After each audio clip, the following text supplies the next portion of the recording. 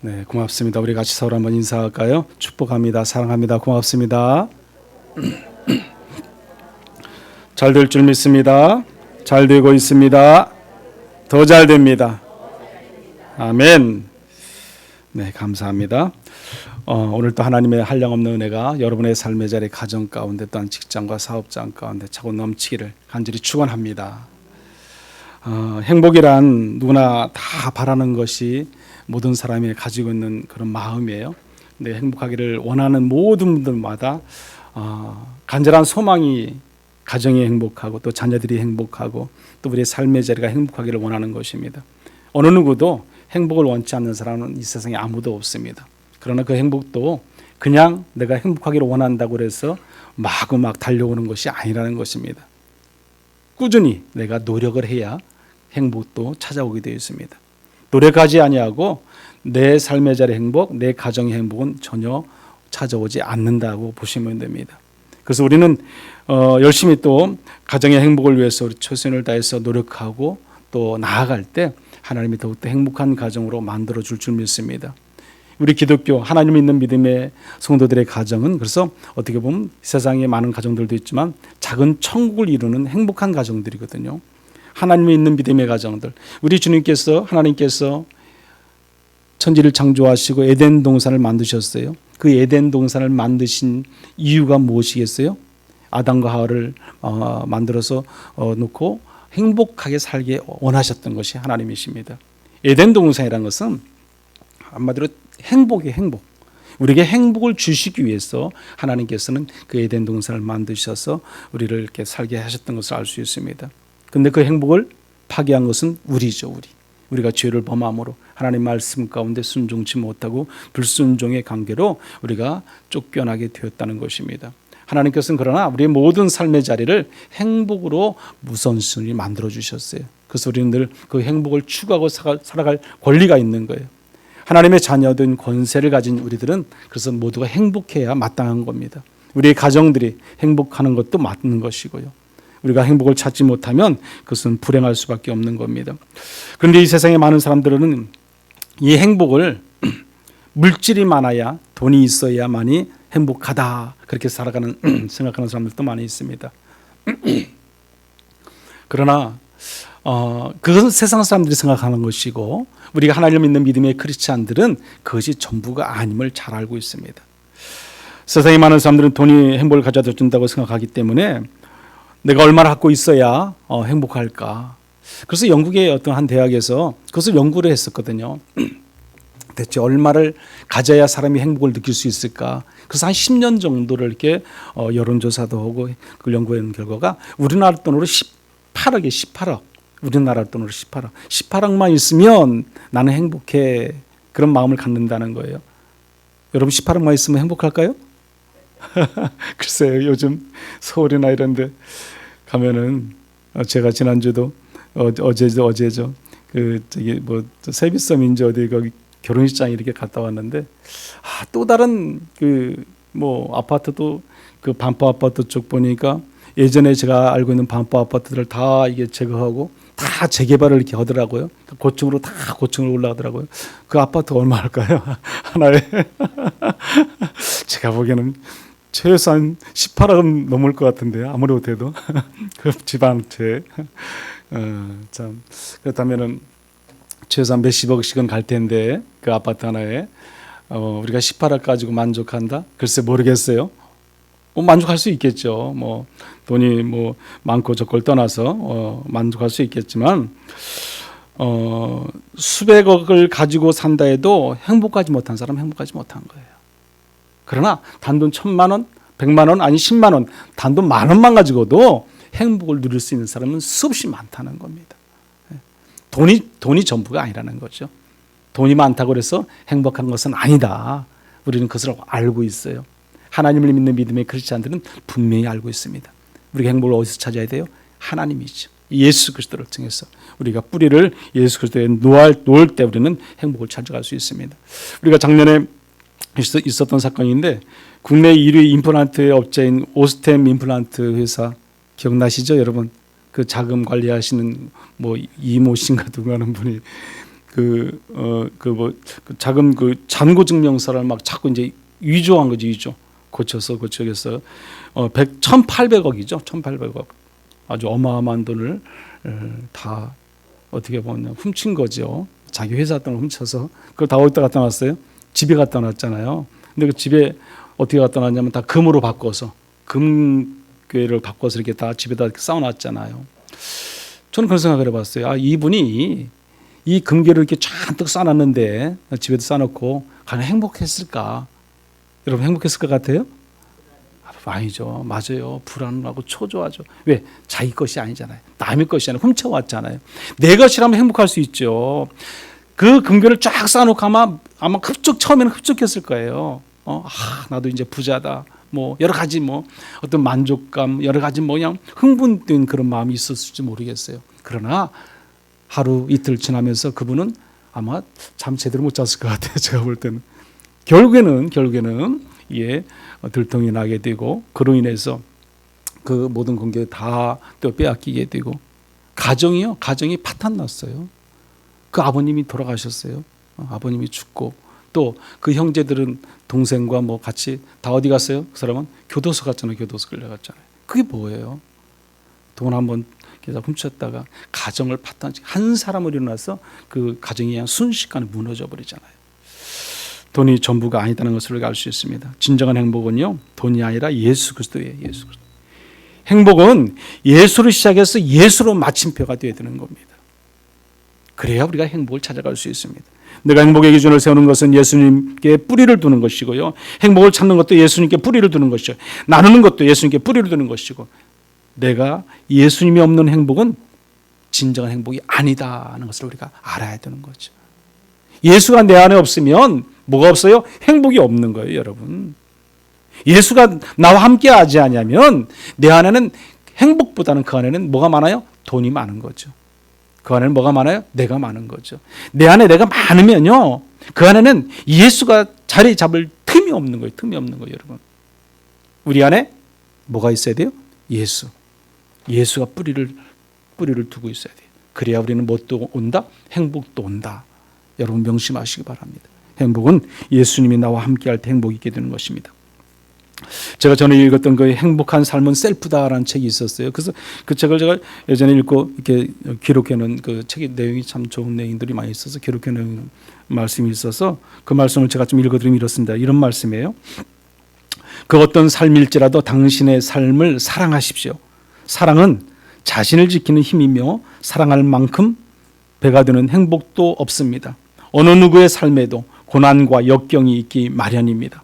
그냥 피어있는 인생이지 마십시오. 마지못해 살아가는 삶이지 마십시오. 행복은 작은 미소로부터 시작됩니다.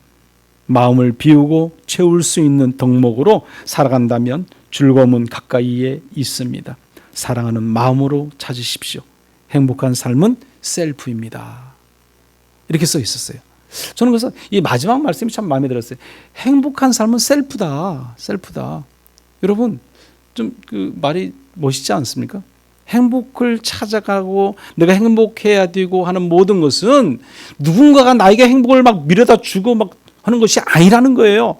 내가 찾아야, 내가 찾아야. 내가 발견해야 되고, 내가 노력해야 되고, 내가 애써야 되고, 내가 수고할 때 그 행복은 나에게 오게 되어 있다는 것이에요, 여러분. 행복은 셀프다. 오늘 이 시간에 건강한 몸으로 예배드릴 수 있는 이것 자체 또한 우리는 행복한 것이잖아요. 지난주에 머리를 자르기 위해서 제가요, 이 미장원에 잠깐 다녀왔어요. 그래서 머리를 제가 커트를 가서 하고 왔어요. 미장원에 가서 그 미장원 그 사장님이 제가 교회 안 다닌다는 걸 제가 알고 있거든요. 그래서 이제 복음을 잠깐 살짝 제시를 했어요. 막 강하게 제시할 수 없잖아요. 제가 자연스럽게 얘기하면서 복음을 이렇게 제시했는데 그분이 이제 가정 얘기를 조금 하시더라고요. 그래서 아이 얘기들을 해. 이제 자녀들이 학교에 열심히 다니겠죠. 이제 좀 젊으신 분이니까. 그래서 아이들 공부라고 해도 공부를 잘 안 한다는 거예요. 그러니까 얼마나 갈등이 있겠어요. 부모들이 다 그렇잖아요. 40대 중반까지만 해도 부모님들이 자녀들과 그런 갈등이 있잖아요. 공부를 하네 안 하네 말서 맨날. 그러니까 뭐 서로 공부하면 안 하고 그러니까 좀 얼마나 힘드시겠어요. 갈등이 있잖아요. 그런 이야기를 하시길래 제가 그랬어요. 제가 여쭈었어요. 그러면 왜 자녀들이 그렇게 갈등을 느낄까요? 왜 엄마하고 그런 자녀로 갈등이 있을까요? 제가 물어보니까 왜요? 뭐 때문에 그래요? 그래서 제가 욕심이에요. 그래서 욕심입니다. 근데 그분이 갑자기 또 깜짝 놀라는 것 같아요. 갑자기 제가 그 말을 하니까 당신한테 제가 뭐 얘기하는 듯한 그런 뭐 생각을 마음을 가졌는지 모르지만 깜짝 움츠리더라고요. 머리를 갖다 갑자기 안 깎으시는 거예요. 그래서 그런 생각을 해봤어요. 이분은 교회를 안 다니시는 분이잖아요. 우리가 교회 다니시는 여러분들이야 수없이 그런 말들을 많이 들어보잖아요. 뭐 우리가 늘 뭐 회개해야 된다, 뭐 우리가 감사해야 된다, 하나님의 은혜로 살아야 된다, 우리 욕심을 내려놔야 돼, 비워야 된다. 얼마나 많이 듣어요, 여러분. 많이 듣잖아요. 근데 그 말을 제가 하면서 얘기를 계속했어요. 욕심을 내려놓아야, 비워야 그 자녀를 바르게 부모가 키울 수 있습니다. 제가 그 말을 했어요. 그러면서 그 자녀에게도 각자의 주어진 달란트가 있습니다. 그랬어요.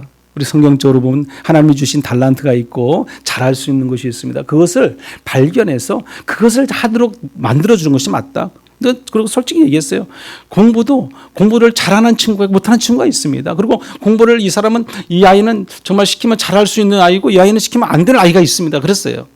뭐 그 아이가 공부 잘하지 못하는지 모르는데 어쨌든 이 아이가 봤을 때 부모가 봤을 때 공부보다는 다른 게 더 취미 있다면 그 취미 생활 잘할 수 있는 것을 가능하면 찾아서 발견해서 그 아이가 잘하는 것이 무엇인가, 그 아이가 가지고 있는 달란트가 무엇인가를 발견해 줘라. 그것이 맞다. 그것이 부모의 역할이고 그것이 어떻게 보면 부모가 잘하는 좋은 선한 영향력을 끼치는 부모의 역할입니다. 제가 그랬어요. 그러면서 제가 이제 성경 얘기를 했어요. 요즘 우리가 그 새벽에 그 역대하를 말씀을 보거든요. 역대하에 보면 여러분이 뭐 잘 아시는 말씀이에요. 그 북이스라엘 왕 악한 왕이 나와요. 여로보암으로부터 이어지는 그 우상을 섬겨서 계속 내려오는 악한 왕 중에 아합 왕이 아주 대표적인 인물이거든요. 아합 왕과 그 이세벨 여인이 그 부인이 또 얼마나 악합니까? 여러분 너무 잘 알잖아요. 근데 그 북이스라엘 그 아합 왕과 그 이제 남유다 여호사밧 왕이 있어요. 여호사밧 왕은 선한 왕이에요. 착한 왕이었는데 그 왕이 북이스라엘과 어떤 친분 관계를 맺는 거죠. 그러면서 북이스라엘 그 아합과 친분 관계를 맺어서 같이 전쟁도 하게 나가 싸우기도 하고 또 그 결혼을 시켜줘. 혼인 관계를 맺게 만들면서 그 북이스라엘의 아합 왕의 그 딸 아달랴와 그 여호람과 같이 이제 그 남유다 왕의 아들과 결혼을 시켜요. 그래서 그들이 행복한 삶을 얼마나 좋았을까요? 근데 그렇지 못합니다. 이 여호람이 뭐 결혼해서 8년 만에 죽어요. 8년 만에. 죽으니까 또 그 아들 아하시아가 이제 왕이 됐어요. 근데 그 아들도 1년 만에 죽게 돼요. 어떻게 죽은지 모르지만 하여튼 죽게 됩니다. 그러니까 그 아달랴가 그 엄마죠. 엄마. 아하시아의 그 엄마가 왕이 돼요. 왕이 돼서 6년을 다스려요. 6년을. 근데 6년을 전체를 다스리기 전에 왕이 되자마자 그 남편의 그 자손 모든 자손을 다 죽여버려요. 다 죽여. 왜? 뭐 하기 위해서요? 왕이 되기 위해서. 욕심이죠. 욕심. 끝없는 욕심이죠. 이렇게 악할 수가 있어요? 자기 아이 그 모든 아이까지. 그러니까 뭐 살려두지는 않는 거죠. 다 죽여버리는. 근데 단 하나지 하나님께서 그 한 아들 요아스만은 그래서 살려줍니다. 요아스. 왜? 요아스는 하나님께서 이미 약속하셨거든요. 다윗 자손을 계속해서 뿌리를 내리게 하신다고 언약하셨기 때문에 또 요아스를 남겨서 그 요아스를 통해서 또 다시금 다윗의 뿌리를 이어가게끔 하는 것을 우리가 볼 수 있습니다. 그런 말씀을 제가 했어요. 그러면서 이렇게 악한 아버지 밑에서 자란 그 딸도 악한 딸이 되고 그 악한 딸이 또 그 남유다 왕의 아들과 또 여로왕과 결혼해서 또 그 가정을 또 물들여서 또 악하게 되고 그 악함이 또 그 아래 또 아하시아도 악하게 되고 그 계속해서 자자손이 계속 악해진다. 한 사람이 악하면 그 밑에 내려오는 자손들이 계속 악을 물려받을 수밖에 없다. 그래서 이것은 악한 영향력을 줄 수 있는 것이다. 그래서 선한 영향력을 줘야 되는 그러지 못한다. 그래서 믿음을 가진 크리스찬은 그런 데서 우리는 하나님을 통해서 선한 영향력을 후손에게 끼칠 수 있는 그런 우리의 넓은 마음이 있고 믿음이 있다. 이제 그런 말씀을 제가 했어요. 그러면서 제가 오늘 성경의 말씀 속에서 이 열왕기상 21장 29절 말씀, 이 말씀을 제가 한번 읽어드리면 이렇습니다. 우리 같이 한번 읽어볼까요? 열왕기상 21장 29절 말씀입니다. 아합이 내 앞에서 겸비함을 내가 보느냐? 그가 내 앞에서 겸비함으로 내가 재앙을 저희 시대에는 내리지 아니하고 그의 아들의 시대에야 그의 집에 재앙을 내리리라 하셨더라. 아멘. 자, 그의 선조는 아합에 대해서 이렇게 말하는 겁니다. 아합이 뭐했다? 겸비했다.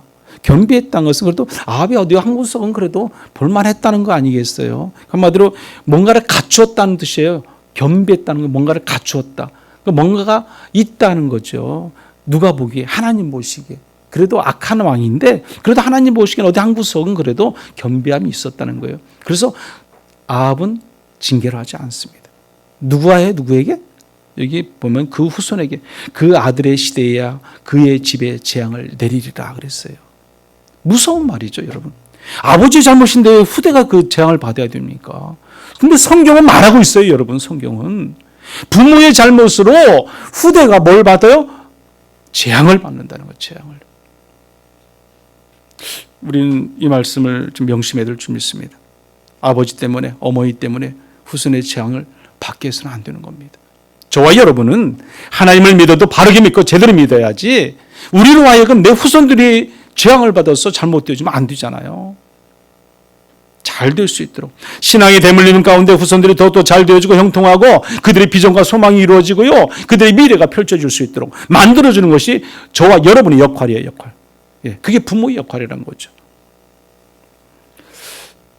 그러기에 우리 부모들의 역할은 본이 얼마나 중요한가를 알 수 있습니다.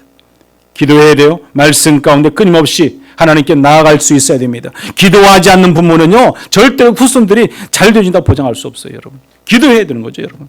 말씀과 기도, 예배가 살아있지 않으면 후손이 어떻게 될지 어떻게 알겠습니까?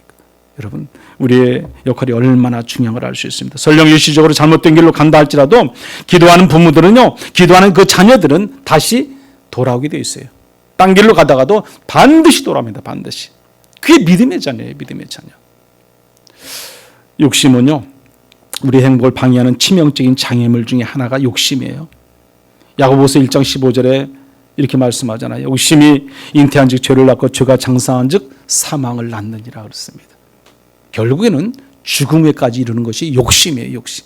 결국은 우리가 어떤 문제가 발생되어지고 시험거리가 되고 우리가 고민거리가 되고 염려하고 근심 걱정을 가지는 것 중에 하나가 뭐냐면 욕심이라는 거예요. 욕심, 여러분. 욕심을 내려놔야 돼요. 그랬어요. 비워야 돼요. 조금만 내려놓으면 근심 걱정 염려를 가지지 않아도 돼요. 그런데 우리는 수없이 근심 걱정 염려해요. 밤잠을 이루지 못해요. 우리 얼굴이 펴지지가 않아. 왜 그러겠어요? 욕심 때문에. 한번 생각해 보세요. 돌이켜 보세요. 나를 한번 생각해 보시고, 목사님 한 말이 지금 맞나? 틀린가? 한번 생각해 보세요. 욕심으로 인해서 성도는 죄가 있고 또 그 행복을 다 잃어버리게 되는 거예요. 시편 107편에 보면 이런 말씀이 있어요. 10절 11절 같이 한번 읽어볼까요? 사람이 흑암과 사망의 그늘에 앉으며 곤고와 쇠사슬에 매임은 하나님의 말씀을 거역하며 지준 자의 뜻을 멸시함이라. 아멘. 흑암과 사망의 그늘에 앉아 있고요, 곤고와 쇠사슬에 매여 있다는 것은 악한 영에게 사로잡혀 있어 보세요.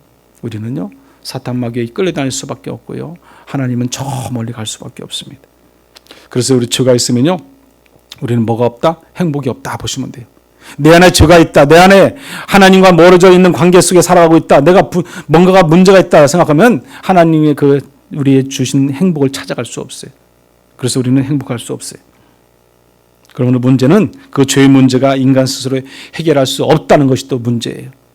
내 힘으로 내 능력으로 그 죄의 문제를 다 해결할 수 있으면 얼마나 좋겠습니까? 내가 잘못을 잘못했네? 해결했어. 이렇게 하면 됐지. 얼마나 좋겠어요. 그러나 그것은 안 되잖아요. 하나님께 내려놔야죠. 맡겨야죠. 온전히 하나님께 고백할 때 우리는 그 죄의 문제가 또 해결될 수 있습니다. 죄를 범했으면 빨리 돌아와야 되고 빨리 회개해야 돼요. 그래야 우리가 새로운 삶의 자리로 나아갈 수 있고요, 하나님이 기뻐 받으시는 그런 은혜의 자리로 나갈 수 있습니다. 그때 뭐가 와요? 행복이 와요. 행복이. 그때 행복. 우리 김영석 씨라고 연세대 철학과 교수예요. 명예교수인데 올해 나이가 몇 세인지 아세요? 103세. 작년에 102세. 작년에 102세. 올해가 이제 103세예요. 근데 지금도 강연을 다니세요. 대단하신데 이제 나이가 워낙 오래되시다 보니까 강연하실 때 보면 이제 저도 한 번씩 들어보면 사회자가 무슨 질문하면 딴소리를 하시기도 하시더라고요. 3,000% 좀 나가시기도 하고 그러시더라고요. 그래도 대단하신 거예요. 103세에 대해서 강연을 다니신다는 것은. 김효숙 교수가 쓴 책 한 2억 원을 이렇게 저는 사다가 좀 읽어봤어요. 거기 보면은 100년을 살아보니 그런 책이 또 있어요. 100년을 살아보니 우리의 그 행복합시다 하는 그런 책인데 백성호의 현문 우답에서 보면 이 100년을 살아보니 알겠다는 그런 내용이거든요. 그러면서 김 교수는 절대 행복할 수 없는 두 부류에 대해서 말씀을 했어요. 그 두 부류에 대해서 말씀하는데 뭐라고 말씀하냐면 이렇게 말합니다. 첫째는 우선 정신적인 가치를 모르는 사람이다. 절대 행복할 수 없는 사람. 그래서 두 부류로 말했는데 그 사람들은 정신적 가치를 모르는 사람이다. 정신적인 가치. 그 정신적인 가치가 너무너무 중요하다는 거예요. 그것이 내가 잘 알고 있어야 내가 행복할 수 있다는 건데, 왜냐하면 물질적인 가치가 행복을 가져다 주지는 않기 때문이라는 거예요. 물질적인 가치. 아까 앞에서 저 말씀했던 그 돈이, 경제적인 것이 우리의 뭘 줄 수 없다? 행복을 줄 수 없다. 지금 그것을 말씀하는 거예요. 그것을. 잠언 15장 16, 17절에 보면 이렇게 말씀합니다. 우리 한번 같이 읽어보죠. 가산이 적어도 여호와를 경외하는 것이 크게 부하고 번뇌하는 것보다 나으니라. 채소를 먹으며 서로 사랑하는 것이 살찐소를 먹으며 서로 미워하는 것보다 나으니라. 아멘. 돈이 행복을 가져다 주지 못한다는 것이에요. 그렇지 않습니까? 또 하나, 두 번째는 뭘 말씀하냐면 이기주의자. 이기주의자는 절대 행복할 수 없다는 거예요. 여러분, 이기주의자들은 어떤 마음을 갖는지 아세요? 나는 행복할 거야. 나는 잘 살 거야. 나는 다른 사람과 달라. 그렇게 생각하는 거예요. 이기주의자들은. 그런데 이 김효석 교수님이 하신 말씀은 절대로 행복할 수 없어요. 그 말이에요. 자, 이기주의자는 자신만을 위해 살기 때문이라고 말합니다. 자기만을 위해서. 그래서 인격을 못 가진다는 거예요. 그들은 인격이라는 자체가 없다는 거예요. 가만히 생각해 보세요. 그럴만하지 않으세요, 여러분? 이기주의자들은요, 자기 인격이란 것이 다 소멸되는 거예요. 인격을 갖출 수 있는 그 어떤 준비가, 자세가 안 되는 거죠. 그런데 무슨 행복을 찾겠습니까? 그래서 보면은, 그거는 인간관계에 나오는 선한 가치인데, 그것을 한마디로 어떻게 보면 인격을 갖추지 못하니까 인간관계도 제대로 갖추지 못한다는 거예요. 자기와 주변과 이웃과 공동체 안에 서로가 하나가 되지 못한다는 거죠. 오직 자기만을 위해서, 나만을 위해서, 내 가정을 위해서, 내 사업장을, 내 직장을 위해서만 그는 몸부림친다는 거예요. 그곳엔 뭐가 없다? 행복이 없다. 결론이 행복이 없다는 겁니다. 그러면서 이렇게 말을 하세요. 첫째는 만족할 줄 알아라. 그래서 말했습니다. 만족할 줄 알아. 두 번째는 마음 그릇을 넓혀라. 세 번째는 노년의 건강은 50대부터 관리해야 한다. 이렇게 말씀합니다. 노년의 건강은 50대부터 관리하래요. 또 네 번째는 일하고 공부해야 건강해진다. 일하고 공부해 건강해진다. 이 말씀을 그거는 제가 강의를 한 번씩 들어보면 그런 말씀을 잘해요. 나이가 들어도 뭘 해라? 공부해라. 그리고 일하라고 그래. 일하라고. 손을 놓지 마라. 우리 장 집사님 보시면 정말 지금까지도 일하시잖아요. 회사에 다니시죠. 그게 건강하신 거예요. 여러분, 내가 그냥 요즘 우리 공무원들도 그러면 2세, 4세 되면 다 퇴직하고 나가면은 이거 손을 놓으면요. 안 돼요. 손을 놓으면 안 돼. 제가 전에도 말씀드렸지만 어제도 제가 결혼식장 가서 그 친구를 만났는데 그 친구가 은행에서 오래 아주 그냥 오래 근무도 잘하고 일을 잘하니까 워낙 잘하니까 너무 은행에서 지점장도 다른 사람이 3년 하면 이분은 한 10년 이상을 지점장을 했어요. 그러니까 대단한 분이죠. 일을 잘해요. 대학도 안 나오셨어요. 고등학교 나왔어요. 그 친구인데요. 근데도 그렇게 일을 잘하니까. 근데 지금 요즘 뭐하니? 내가 요즘 뭐하냐고. 다 퇴직했으니까 뭐하냐고 물어보니까 지금은 저건데요. 요양보호사. 그거 지금 시험 본대요. 지금 실습 이번 주가 언제 실습이 있대요. 열심히. 그러니까 이 친구들 보면 참 열심히 산다. 돈이 없는 게 아니에요. 그분 뭐 지금 뭐 연금만 받아도 얼마든지 살 수 있어요. 그 친구요. 뭐 돈이 꽤 나오잖아요. 뭐 1년 연봉이 1억이 넘었으니까 제가 알기로는 1억 한 4천 5천 원 됐었는 걸 알고 있었는데 뭐 그 돈 다 뭐 하겠습니까? 그런데도요. 뭐 요양보호사도 하고 무슨 정원사 뭐 그 시험도 보기도 하고 열심히 살. 이게 우리 김영석 그 교수님이 하신 얘기 그 얘기예요. 나이가 들어도 또 열심히 일도 하고 공부도 해라. 그래야 젊어진다는 거예요. 그래 젊어진다. 그 말씀을 하시더라고요. 그리고 5번에 보면 가치 있는 인생은 60세 이후에 온다. 내가 그래서 살아온 과정의 가치는 60세가 넘어야 온다는 거예요. 그때부터 시작된다는 거예요. 그리고 정신이 건강해야 육체도 건강하다. 그런 말씀을 합니다. 그리고 아까 두 번째 말했던 이기주의자는 불행하다. 이기주의자는 불행하다. 만족할 줄 모르면 뭐하다? 불행하다는 겁니다. 저와 여러분은 절대로 이기주의적이지 마시기 바랍니다. 그리고 또 이렇게 말씀을 해요. 사람은 항상 공부를 해야 합니다. 뭐든지 배워야 합니다. 그렇지 않으면 정신이 늙어버립니다. 사람들은 몸이 늙으면 정신이 따라서 늙는다고 생각합니다. 근데 그게 아닙니다. 자기 노력에 따라서 정신은 늙지 않습니다. 내가 열심히 노력하면 노력한 만큼 젊게 산다는 거예요. 젊게 산다. 그게 맞는 것 같아요. 제가 봐도요. 열심히 여러분 책 많이 보고요. 열심히 공부하고 꾸준히 뭔가를 애쓰고 뭔가 하려고 하는 사람들은 안 늙어요. 안 늙어요. 여러분 정말로요. 그런데 이것저것 다 손을 놓으신 분들은 빨리 늙어. 빨리 늙어. 여러분 그래서 군대 전역하신 분들이요. 빨리 늙어요. 여러분. 군대가 공무원 그 전역하신 분들 보면 이상하게 군대에서는 막 긴장하고 열심히 막 그 뭐 일을 하시다가 전역을 딱 하시면 그분들이 제가 볼 때는 빨리 늙더라고요. 뭐 제 친구들도 군인들도 있고 뭐 그런 사람들 보면은 대부분이면 빨리 좀 더 좀 노화가 되는 것 같아요. 열심히 뭔가를 할 때에 늙지 않게 된다는 겁니다. 김현석 교수의 말씀을 역설적으로 우리가 정리해 보면 이렇습니다. 절대로 행복할 수 있는 두 분류. 행복할 수 없는 게 행복할 수 있는 두 분류는 뭐냐면 정신의 가치를 두는 사람, 정신의 가치. 정신적인 가치에 몰두하는 사람이 행복하다는 거예요. 또 하나는 우리가 타인을 배려할 수 있는 사람이 행복한 거예요. 이기적인 것이 아니라 나 외에 타인을 배려할 수 있는 뭔가를 나누고 베풀고 서로 사랑하고 존중해 줄 수 있는 그런 사람이 뭐다?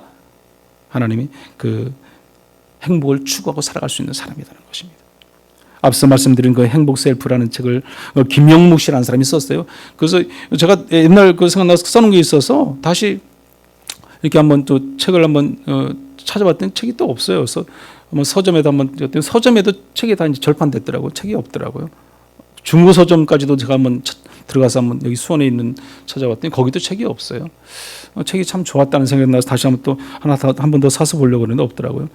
그분이요 늦은 나이에 동부화재에 입사해서 30년 동안 근무했어요. 근무하면서 그분이 행복이라는 화두에 빠져 살다가 많은 소설과 유명한 뭐 저서들 막 책을 다 읽어보면서 행복이란 과연 무엇인가 행복을 막 찾기 위해서 몸부림쳤던 사람이 그분이에요. 이 행복 셀프를 지은 이 주인공이에요. 그는 수많은 스승들을 통해 행복 찾기를 위해 좀 찾다가 비밀을 찾아냈어요.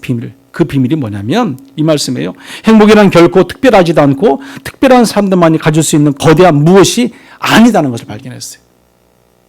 행복한 사람은 뭔가 특별하고 행복한 사람은 뭔가가 잘 살고 행복한 사람은 뭔가 여유가 있고 행복한 사람은 뭔가 건강해야 되고 근데 그게 아니더라는 거예요. 행복은 누구에게 똑같이 주어졌다. 똑같이. 근데 그 행복을 내가 차지할 수 있느냐 못 찾느냐는 누구한테 달렸다? 자신한테 달렸다. 행복은 뭐다? 셀프다. 셀프가 뭐예요, 여러분? 여러분 그 셀프란 말 많이 보는 데가 어디 있어요? 식당이에요. 맞잖아요. 식당에 가면 물은 셀프입니다. 이렇게 써 있잖아요. 뭐 물만 셀프겠어요? 물만 셀프 아닌데도 많아요. 반찬도 갖다 셀프라는 데도 많이 있고, 그래서 만들어 놓은 데도 있고. 근데 내가 갖다가 먹어야 하잖아요. 셀프니까. 내가 안 가져오면 물을 먹을 수 없어요. 내가 안 가져오면 반찬 더 먹을 수 없어요. 그렇잖아요. 내가 더 먹고 싶으면 가져오는 거예요. 행복도 마찬가지죠. 내가 노력해야죠. 내가 행복해지려고 내가 애쓰고 수고하고 노력할 때 뭐가 온다? 행복이 찾아온다는 겁니다. 그래서 행복이 셀프다는 말이 참 저는 마음에 와닿습니다. 김영석 교수가 쓴 그 다른 책, 아까 그 100년을 살아봐야 그 말씀 말고, 그 책 말고, 우리 행복합시다에 보면 이런 말씀이 있어요. 김 교수는 나이가 들어서 100세에 넘어서 80대, 90대 그 제자들에게 선물을 줄 때가 너무 기쁘다는 거예요. 그 책에 보니까. 당신이 지금 100세가 넘었어요? 근데 89세 우리 어르신들 그분들한테 선물을 주는 거예요. 자기가 너무 기쁘대요. 근데 그 선물도 자기가 하도 여기저기 가니까 막 받으니까 너무 받으니까 받은 걸 준다는 거예요. 근데 그 사람들도 너무 받으면 또 기뻐한다는 거예요. 그 책이 내용이 그래요. 근데 줄 때 기뻐하더라. 받을 때 기뻐하고. 근데 그것도 하나의 사랑이다. 사랑을 나눌 때 뭐가 있다? 행복이 있다라는 거죠. 그러면서 그분이 이렇게 말을 해요. 그 행복도 보면은 자기가 그 줄 때 보면은 나는 행복했습니다. 그러면서 여러분들도 사랑을 나누십시오. 그렇게 그 책에 써 있어요. 보면요. 당신은 지금까지 103세까지 살면서도 행복했다는 거예요. 여러분도 사랑을 나눠보세요. 그럼 뭐한다? 행복이 오더라. 이제 그 말씀이죠. 우리 성경에서 말씀 보면 하나님께서 뭐래요? 주는 자가 더 뭐 있다? 복이 있다 그러지 않습니까? 여러분, 주는 것이 복이 있습니다. 나누는 것이죠. 이기적인만 그런 몸과 마음을 가지고 살아가면 절대로 나눌 수가 없는 거죠. 우리 하나님의 믿는 크리스찬들은 서로 주고 나눌 때 그런 행복과 기쁨이 있을 줄 믿습니다. 제가 지난주 그 행복에 대한 책을 이렇게 보면서 이렇게 준비하다 보니까 그 여운이라는 분이 쓴 그 최고의 선물이라는 책에서 보니까 이렇게 또 기록해놨어요. 이 말씀 한번 더 제가 읽어드리겠습니다. 이 세상에 나누지 못할 만큼 가난은 없다 그랬습니다. 행복을 위해서 양손이 더 많은 것을 움켜주는 것도 좋지만 한 손쯤은 남을 위해 비울 줄도 알아야 한다. 나누고 난 빈손엔 더 큰 행복이 채워진다. 움켜쥔 손은 누군가에게 빼앗길 수도 있지만 빈손은 아무도 빼앗을 수 없다. 세상에서 가장 크고 따뜻한 손은 빈손이다.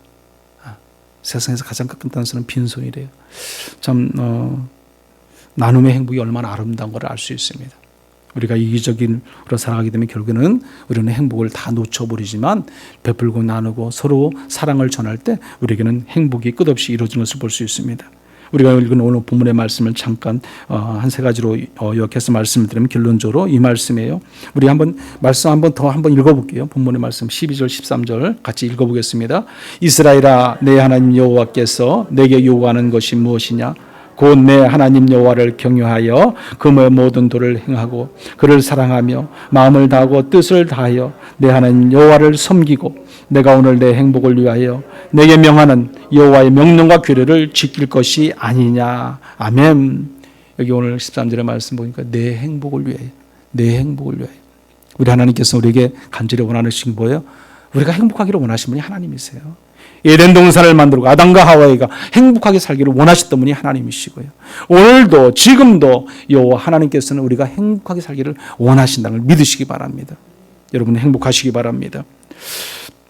여기서 이 말씀 속에서 보면 내 행복을 위하여 내 하나님 여호와를 뭐하라? 경외하라 그랬어요. 경외하라. 우리가 하나님을 경외하는 거 얼마나 중요한지 알 수 있습니다.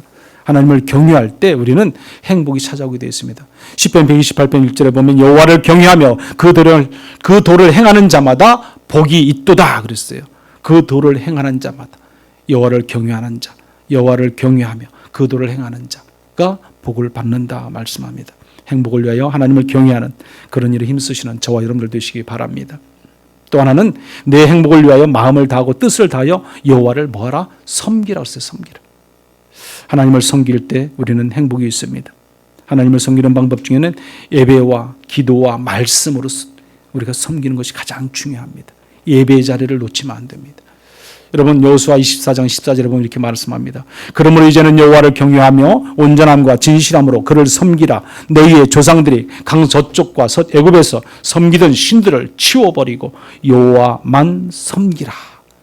오직 우리는 여호와 하나님만 섬기고 여호와 하나님만 바라보고 여호와 하나님만 의지하고 살아가는 저와 여러분들 되시기를 간절히 축원합니다. 그것이 행복입니다. 마지막으로 세 번째는요. 내 행복을 위하여 준 명령과 규례를 지키라 그랬어요. 지키라. 오늘 13절의 말씀입니다. 성경은 뭐뭐 해라 하지 말라. 제가 두 가지 말씀이라고 그랬잖아요. 뭐뭐 해라 하지 마라. 하나님 말씀이에요. 여기는 지키라 말씀합니다. 신명기 4장 40절 말씀을 한번 같이 읽어봅니다. 오늘 내가 내게 명령하는 여호와의 규례와 명령을 지키라. 너와 내 후손이 복을 받아 내 하나님 여호와께서 내게 주시는 땅에서 한없이 오래 살리라. 아멘.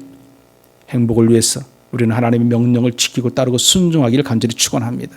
지켜야 됩니다. 결론적으로 진정한 행복은 소유에 있지 않습니다. 진정한 행복은 우리 관계에 있습니다. 진정한 행복은 우리 자신 스스로 할 수 있는 셀프에 있는 거예요. 오늘 말씀합니다. 주님 말씀은 내 행복을 위하여 내 하나님 여호와를 경외하라고 말씀합니다. 또 섬기라고 말씀합니다.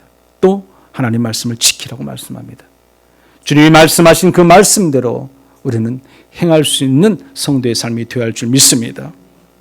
우리는 가진 것이 없어도 행복할 수 있습니다. 그것은 우리 예수님에게 우리가 뿌리를 두면 돼요. 뿌리를. 주님과 함께 하면 돼요. 내 안에 예수가 있으면 우리는 행복할 수 있습니다. 내 행복을 위해서 우리는 늘 하나님을 경외하고 사랑하고 섬기고 그 말씀을 순종하고 하나님의 뜻을 따라 살아가는 저와 여러분들 되시기를 간절히 축원합니다. 거룩하신 하나님, 주의 은혜와 사랑을 통해서 늘 우리가 행복의 삶을 살아갈 수 있도록 허락하신 은혜 참으로 감사를 드립니다. 하나님의 소원은 우리의 행복하기를 원하시는 하나님의 소원인 줄 믿습니다. 내 행복을 위하여 하나님을 경외하고 사랑하고 섬기고 말씀에 순종하고 살아가는 우리 모두가 되도록 인도하여 주시옵소서. 언제나 하나님의 뜻을 이루고 늘 행복한 성도가 되셔서 항상 예수 안에서 살게 하시고 예수님께 뿌리를 두고 오직 우리 안에 예수를 모시고 살아가는 복된 삶이 되게 도와 주시옵소서. 예수님의 이름으로 기도드리옵나이다. 아멘.